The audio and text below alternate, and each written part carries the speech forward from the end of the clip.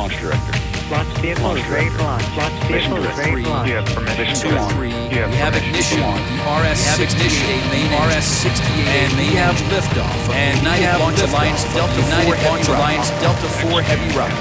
Indications, spacecraft separation. Indications, spacecraft separation.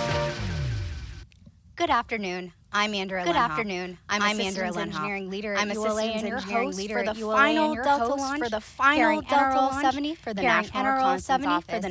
I'm here at Cape Canaveral Space Force Station in Florida, where liftoff is currently scheduled for 12:53 p.m. Eastern. In addition to watching our webcast, you can also follow live mission progress at ULAlaunch.com. The count is currently in a planned hold.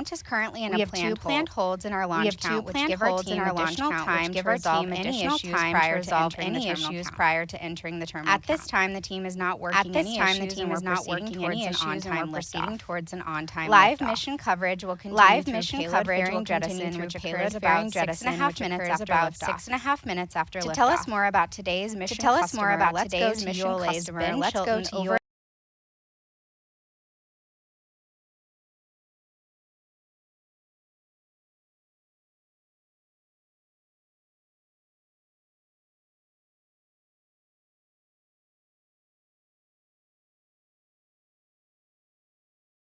This last launch of the Delta IV Heavy, and it's a beautiful Florida day for us to witness this rocket take off.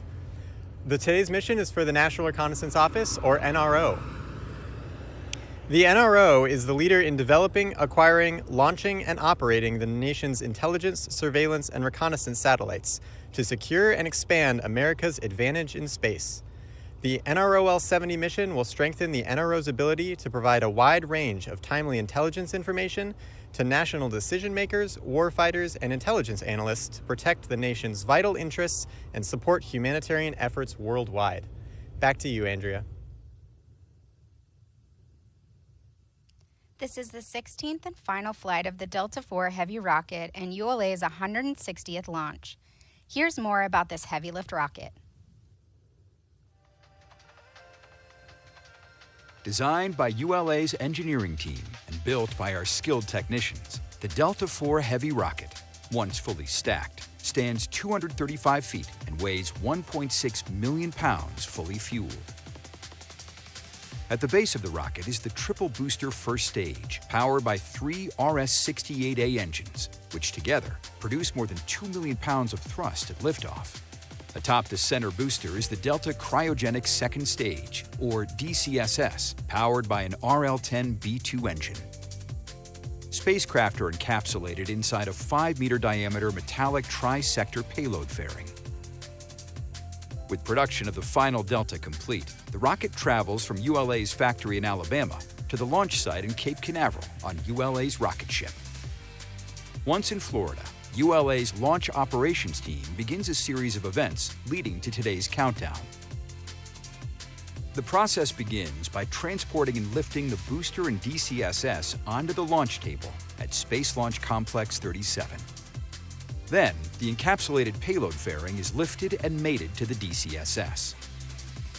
Once fully assembled, the launch countdown begins when 40 hydraulic cylinders at pressures nearing 3,500 psi raise the Mobile Service Tower, or MST, about 8 inches.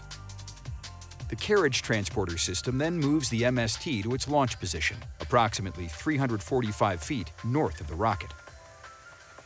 Weighing in at approximately 10 million pounds, the 100-foot wide, 300-foot tall MST protects the rocket and payload from weather here on Florida's Space Coast.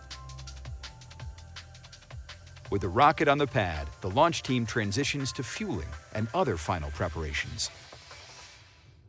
Across the interstage of the Delta IV Heavy rocket is the American flag and the Space Force, Delta, and ULA logos. Note the number 389 inside the Delta logo, signifying this launch's place in Delta history.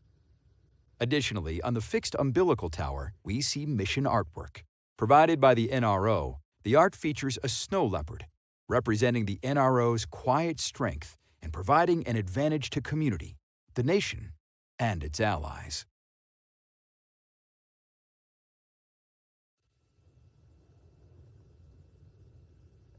L minus 25, T minus 10. PNE LC. Go ahead. Proceed with final pneumatic trips. Roger.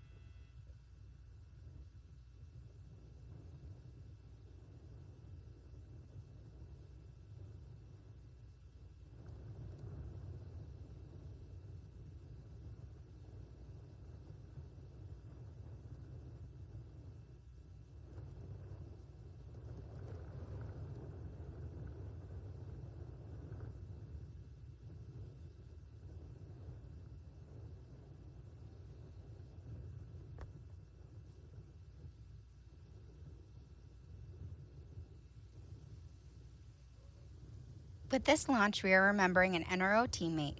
Here is Mission Director, Colonel Eric Zaribaninski. This is the MD. This afternoon's NROL-70 launch is dedicated to the memory of Colonel Edward Chip Zakrzewski. Chip dedicated his career to the advancement of space launch and to the success of NRO missions. He was a fierce advocate and leader for the Office of Space Launch and in the broader space launch community. Chip was the OSL director for the first Delta IV Heavy launch, so it is only fitting that the last Delta IV Heavy launch is dedicated to him. To our leader, mentor, and friend, Godspeed, Chip. MD out.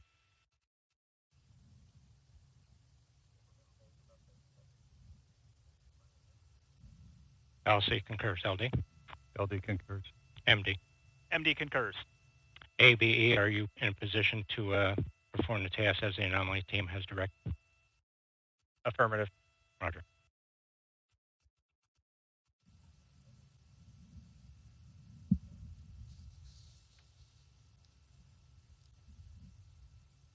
T minus 8 minutes. ALC, configure CCTV for launch monitoring. Today's flight is also dedicated in Roger. memory of CME, colleagues who are configure no longer with CCTV us. for video Let's recording. remember our teammates. Today's flight is dedicated to Doug Thompson, Mark Cox, Brent Bonar, and George Lucian. After working as a pipe fitter for high-purity systems, Doug Thompson joined Boeing's internal upper stage program, later transitioning to the Delta program.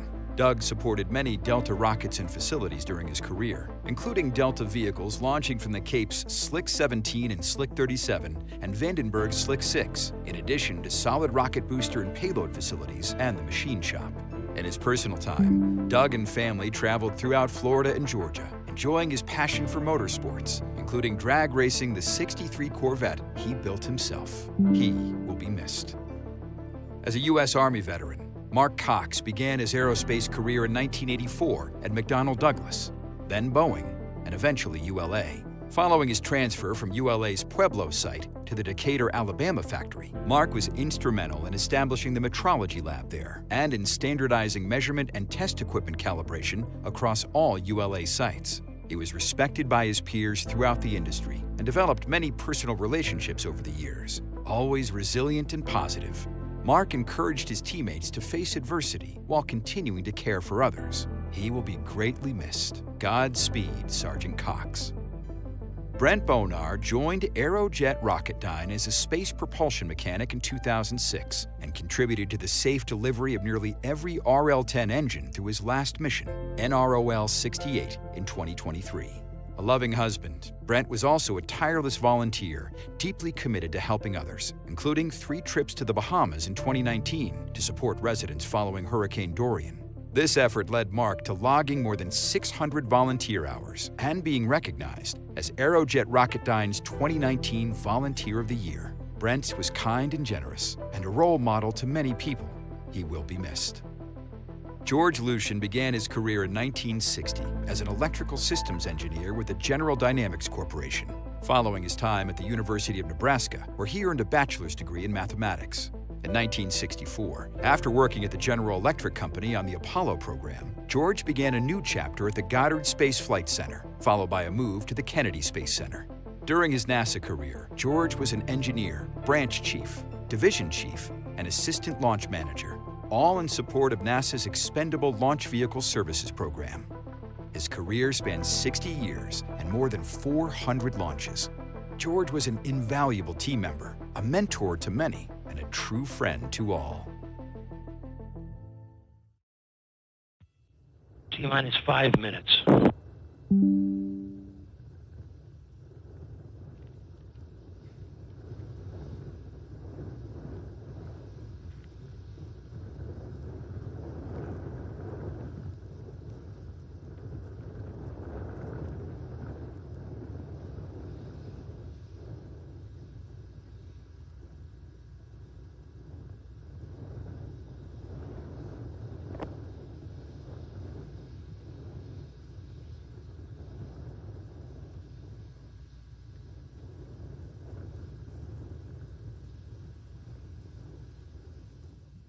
This is Delta Mission Control at T-minus 418. We anticipate entering the hold in just a few moments.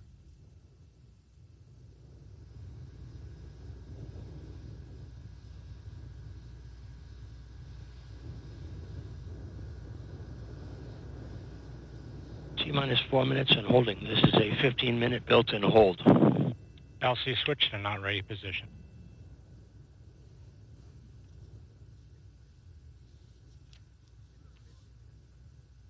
Since 1960, Delta rockets have been an integral part of America's space program. The on-orbit assets it has launched have improved life across the globe. Let's take a look.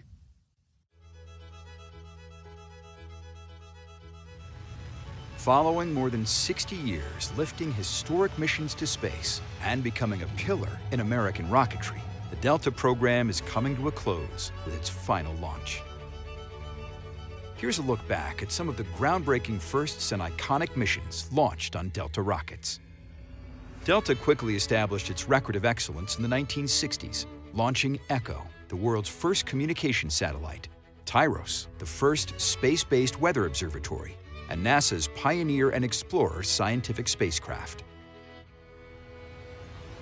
The introduction of the Delta II rocket on Valentine's Day 1989 ushered in the GPS era, and a capability that improves life on Earth every day, from navigation to banking, agriculture, and beyond. The beloved Delta II earned its place in history with 155 flights, with 8 of those missions to Mars for NASA, including the Spirit and Opportunity rovers.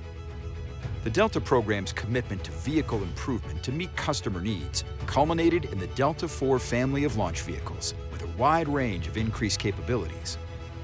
Delivering missions for the Space Force, National Reconnaissance Office, NASA, and commercial clients, every Delta IV launch has been successful. As America's trusted heavy lifter, the triple-barrel Delta IV Heavy launched the first Orion spacecraft on an uncrewed shakedown cruise and sent the Parker Solar Probe to surf the atmosphere of the Sun. The 16th and final flight of the Delta IV Heavy rocket carries NROL-70, capping off the incredible legacy of this program.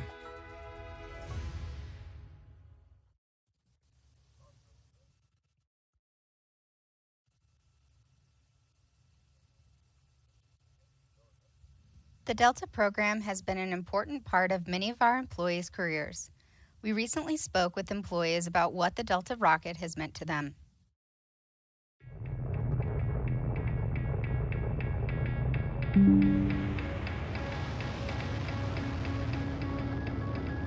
We started this program with the tremendous task of continuing the Delta mission success tradition. It has been the heavy lift workhorse, supporting the missions that no other vehicle could, and have made a tremendous difference for this nation.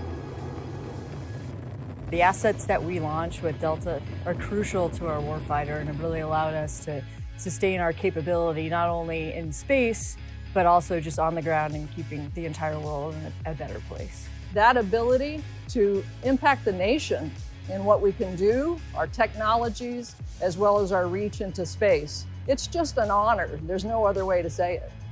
Look at what we, as part of the team, have done to improve life on Earth. All things to be extremely proud of. The first launch, you kind of kept your fingers crossed and your toes crossed. We all stood out in the main part of the factory here and watched it, and it's just something that you do and say whatever makes you comfortable for that very first launch. Watching the Delta IV Heavy right outside the door of the Delta Operations Center and feeling the vibration and just amazement. I was at the launch site in the dock for the NROL-70 mission, and the experience when that thing lifted off of the acoustics, hitting that facility and literally seeing the windows flexing from the acoustics of that liftoff was something I will never forget. I've been down to the launch site, been on the pad, been on cranes up and down a heavy vehicle, been able to support on console, and been part of the day of launch activities. So I've seen it from a unique perspective. Those memories will always stick out. We took a lot of lessons from Delta. Aluminum skins, machined, brake formed, welded together with friction stir welding. The first time we used that was on the Delta IV program. One lesson learned from Delta IV that will stick for our future launches is our record of mission success and our focus on mission success, making sure that all of our launches accomplished what we wanted and delivered the payload for our customers. The teamwork that we built across all the different suppliers and across the program itself. It's a really complex vehicle, and so being able to bring that whole team together and deliver Delta for that many years has been brought over into the Vulcan program and will continue to live on. Whether it be in the design center, the operations center, the production center, we're all a big team, and those teams work together, and it's magic. Launch conductor is only one little cog in the whole process. This is a team sport, and the team has done nothing but a phenomenal job. Taking pride in your work and treating everything as if it's the most important job you'll ever do is something that I will keep with me for the rest of my career. Well, it's bittersweet, of course. We all thought we could do this a lot longer because we love it so much. It's been a wonderful rocket to work on over these years, and I'm going to miss it. It is the most amazing rocket I could ever imagine, this Delta IV Heavy. I'm just proud to have been a part of this team and was able to better my career by working alongside an amazing team. The legacy of Delta will live on in the Vulcan rocket and in the people that make it a reality and have taken the best of what Delta has accomplished and carry that forward into the future.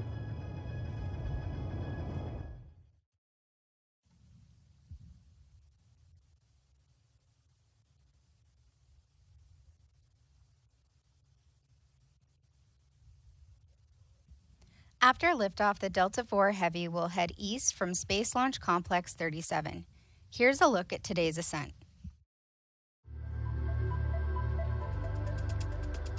To mitigate the fireball created by the hydrogen-burning Delta IV Heavy rocket, the staggered engine start sequence begins with ignition of the launch table HPOs, burning off the excess hydrogen injected into the flame duct. Next, the starboard Delta IV ROFI lights, igniting its RS-68A engine. Then, the center and port RS-68A engines ignite to generate more than 2.1 million pounds of total thrust to lift the 1.6 million pound triple-core rocket off the pad.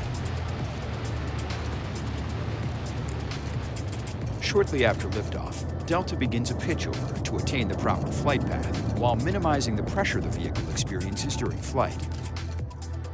Delta then reaches Mach 1, the speed of sound, followed by the rocket reaching maximum dynamic pressure as it travels through Earth's atmosphere.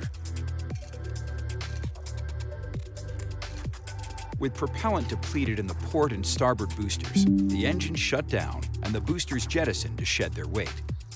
The remaining booster engine then throttles to full power to maximize performance against gravity losses.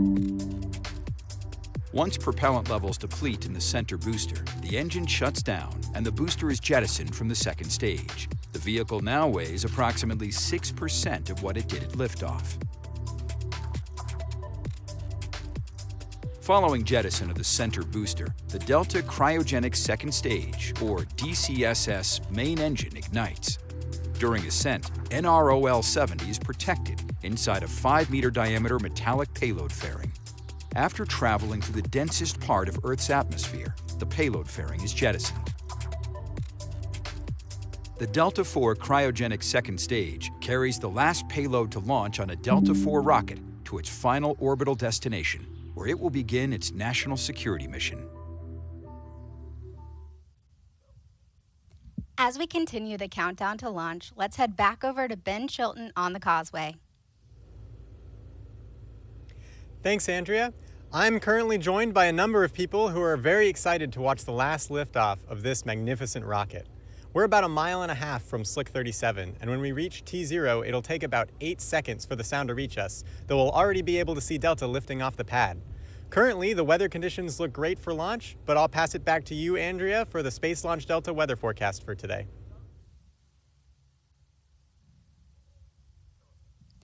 Thanks, Ben. The forecast for this afternoon's launch is looking good.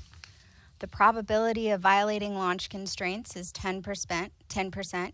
Ground winds are 14 to 22 knots out of the southeast, and the temperature is 74 degrees Fahrenheit. Our primary concerns for launch today are ground winds and the cumulus crowd rule violation. RLM, verified red line monitor and vent table are in the correct configuration per terminal count. Verified. L minus 9 minutes. Performing a hold authority comm check. LSIC RF. Loud and clear. Loud and clear as well. ATD. ATD copies loud and clear. Loud and clear as well. Comm check complete. Launch on time verified. Roger.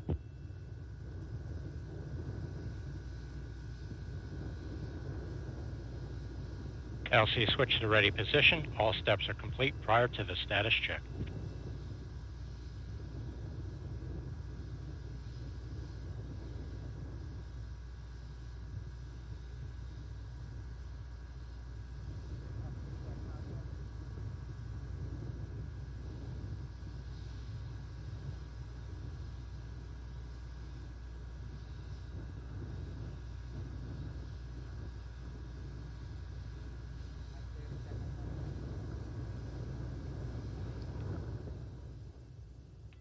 L minus 8 minutes. We remain in the planned 15-minute hold as we continue towards liftoff. In a few moments, launch conductor Scott Barney will pull the launch team for the final go to pick up the count. 28 engineers and managers are pulled for system status and readiness to proceed. This is the final status check for all Delta vehicle systems, ground systems, spacecraft, and the U.S. Space Force Eastern Range. The vehicle system readiness pull includes electrical systems, hydraulics, pneumatics, propulsion systems, flight control, and propellants. Let's listen in as Scott Barney performs the final pulling.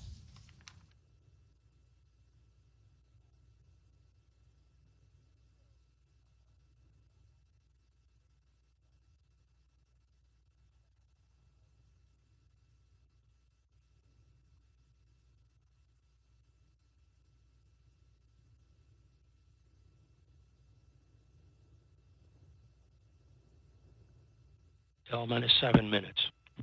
Status check to proceed with terminal count. First stage systems, propulsion. Go. Hydraulics. Go. Locks. Go. LH2. Go. Second stage systems, locks. Go. LH2. Go. Electrical systems, airborne. Go. Ground. Go. Facility. Go. RFFTS. Go. Flight control. Go. COM. Go. GCQ. Go. Operation support. Go. Pneumatics. Go. Umbilicals. Go. ASGAS. Go. ECS. Go. Red line monitor. Go. Mechanical engineering advisor. Go. Quality. Go. Ops safety manager. Go. ULA safety officer. Go. Vehicle system engineer. Go. Anomaly chief. Go. Range coordinator. Clear to proceed. Launch director. Launch vehicle is ready to launch. Mission director. You have permission to launch. Proceeding with the count. L minus 6.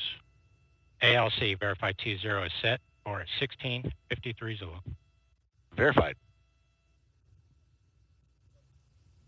Pulling is MEQ complete and the team is go full. for launch. From T-minus 4 minutes until liftoff, you'll hear Scott Barney and the team performing the final steps in the countdown procedure.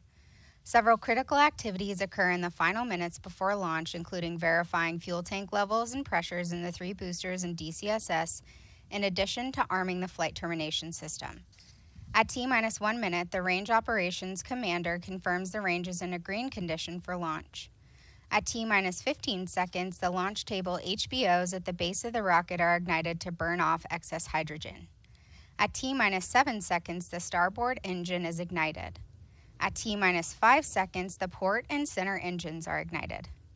Once the Delta IV Heavy lifts off, you'll hear flight commentator Rob Gannon providing launch vehicle ascent data. TD, verify SV configure for launch. TD on net 1, SV configure for launch. Roger. TD out.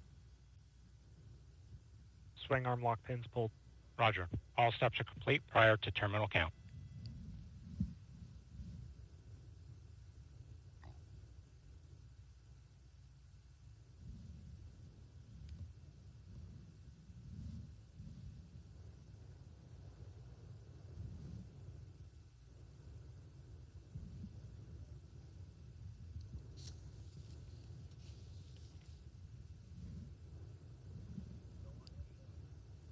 This is Delta Mission Control at T-minus 4 minutes and holding. We anticipate releasing the hold in just a few moments.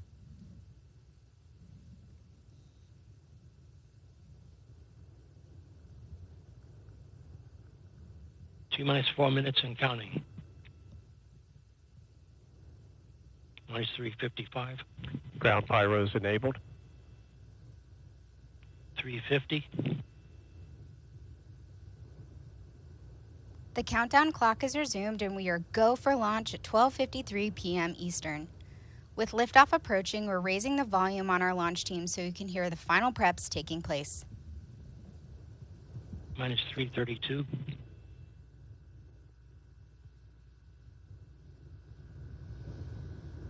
$325. Second stage lock, secure at flight level.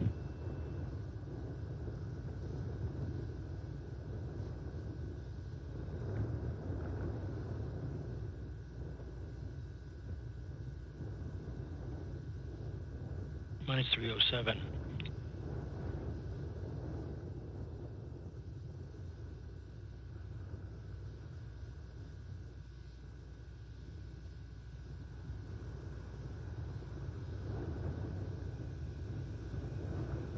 Minus 249. FTS internal.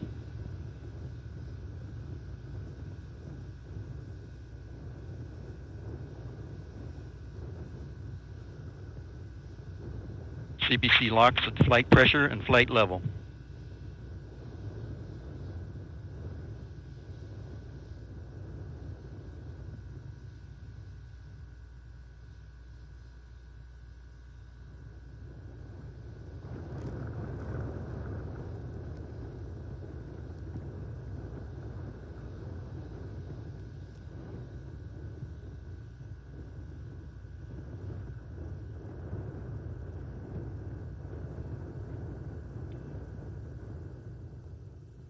T-minus 2 minutes. The rocket, payload, ground systems, and eastern range are go for launch. Vehicle internal. Launch sequencer start. If you just joined us, I'm Andrea Lenhoff. CBC I'm your LH2 host at for the flight final pressure and Delta flight launch today. Liftoff is currently scheduled for 12:53 p.m. Eastern. SCS launch enabled.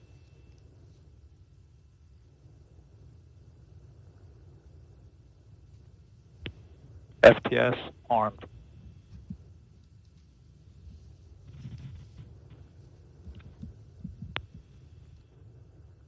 Minus 120. OCU's armed. SCS count started.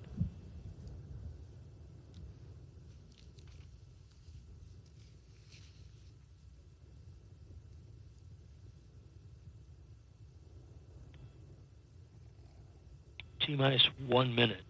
Go for main engine T-minus start. 1 minute. Rock, report range status. Range green. Minus 50.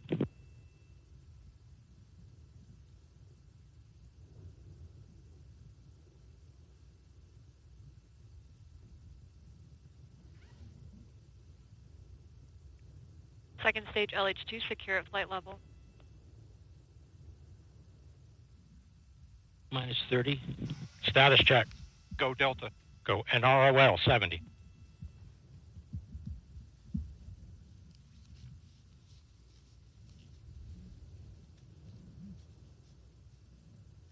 Minus 15. Roll for ignition. 10. T-minus Pressure 10, start. 9, 8, 7, 6, 5. We have ignition. 2, 1. And liftoff of the final United Launch Alliance Delta IV Heavy rocket, carrying NROL-70 for the National Reconnaissance Office and closing Delta's 6-decade legacy of excellence in space.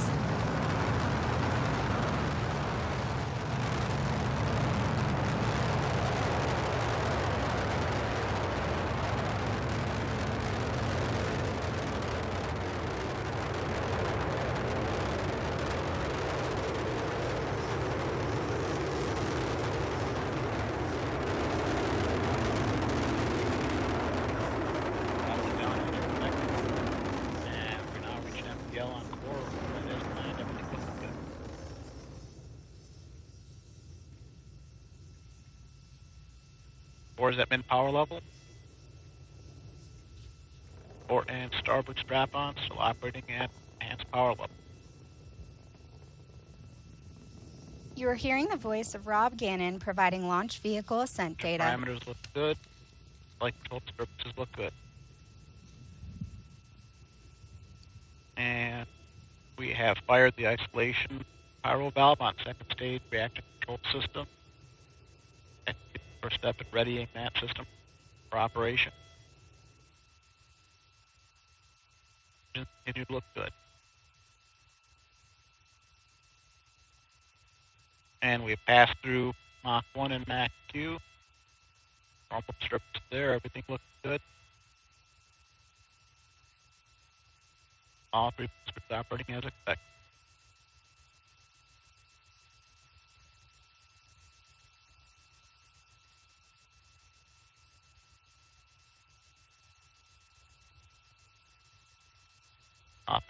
Operating as expected. Everything looks good. And we fired the pyro valve, pressurizing the reactor control system on the second stage.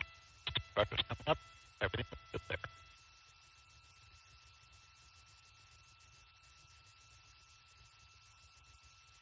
What we're looking for is going to closed loop guidance. After 3 or 4 seconds. And we've started closed loop guidance. Vehicle maneuvering as expected. All 3 engines continue to look good.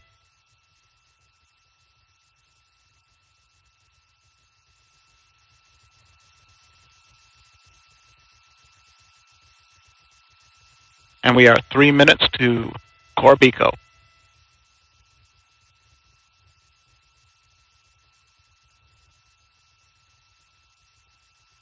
And the vehicle is now 1.5 its liftoff weight. All 3 engines operating normally, everything looking good.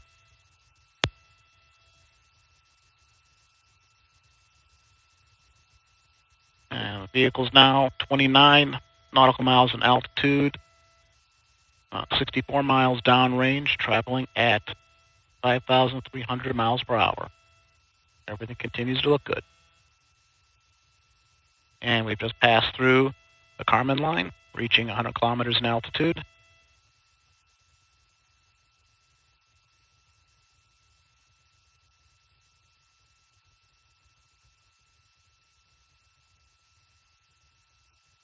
Everything looking good.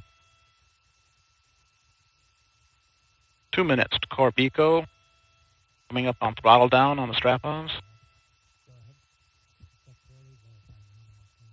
And we've begun throttling down the strap-on boosters in preparation for cutoff. We've now achieved min power level on the strap-ons. And cutoff. We have cutoff port and starboard boosters coming up on strap-on, and we have strap-on separation. Disturbances look good. Throttled up the core booster. We're now at EPL on the single stage booster. And we've re-enabled steering following separation of the strap-ons. Everything looking good. We just heard confirmation of port and starboard booster jettison. We have about 1.5 minutes until we reach our next mission event, booster engine cutoff. On the RL-10.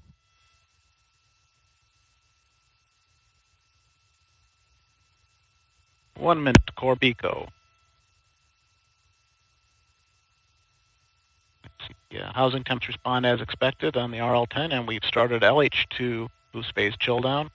Housing temps responding as expected. Flight control disturbances are small, and The core RS-68 continues to operate as expected.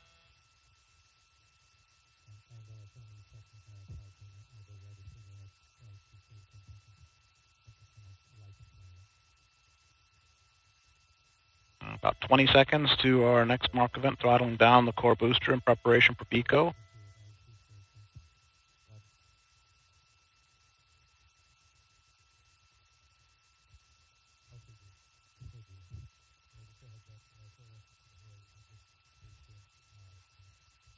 And core booster is throttling down, coming up on booster engine cutoff.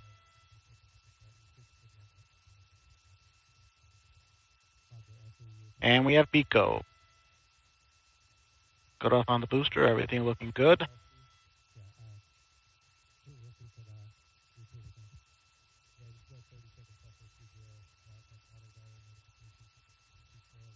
And state preparation occurred right as expected. NEDs have deployed.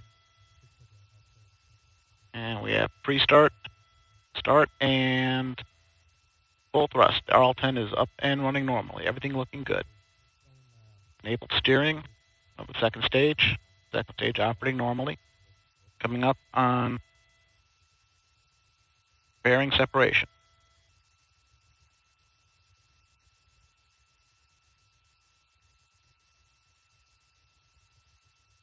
About 10 seconds away from fairing sep.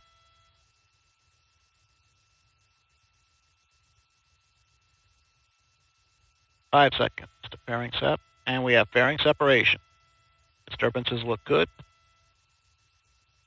Upper stage is operating normally. And once again, steering has been re-enabled after the separation event.